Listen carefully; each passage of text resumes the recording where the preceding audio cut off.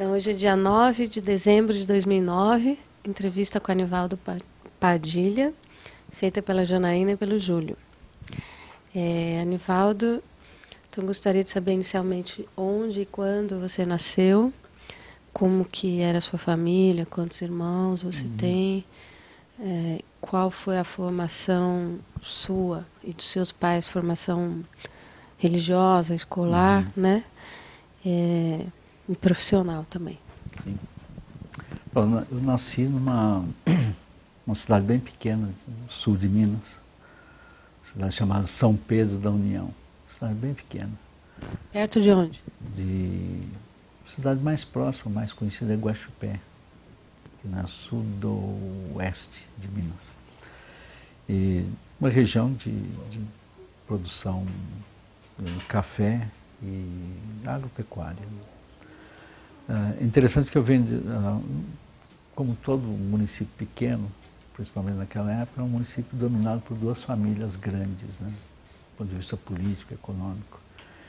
E eu me tornei parente de todo mundo, porque meu pai era de uma família, minha mãe de outra. Então, quando o casamento, foi o primeiro casamento entre as duas famílias, né, que começou a superar os conflitos entre elas. Mas eram famílias consideradas bastante abastadas. Meus avós e bisavós, tanto do lado da minha mãe como do meu pai, eram grandes proprietários de terra. E praticamente sucumbiram, né, com a crise de 29, com a Grande Depressão. Principalmente devido ao fato que o café era o principal produto, né, deles. Então, quer dizer, eles perderam praticamente tudo. Então, veio a minha família, meu pai e minha mãe cresceram numa família abastada e, de repente, se viram na pobreza. E foi quando tentaram sobreviver durante vários anos lá, mas em 45, logo após a Segunda Guerra Mundial, a gente migrou para São Paulo. Você nasceu Eu nasci em quando? 1940. E eu sou um dos últimos filhos de uma família que poderia ter sido de 10 filhos. Foram quantos? 2 que sobreviveram. Eu e uma irmã. Mas sua mãe teve 10 filhos?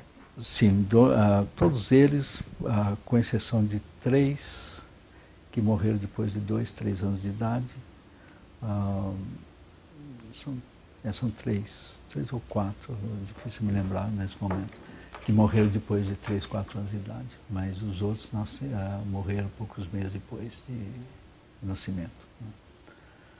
Então, quer dizer, somente eu e minha irmã, que é 5 anos mais velha que eu, somente nós dois sobrevivemos. Então, quando meu pai perdeu todas as terras que tinha, do lado da minha mãe também, enfim.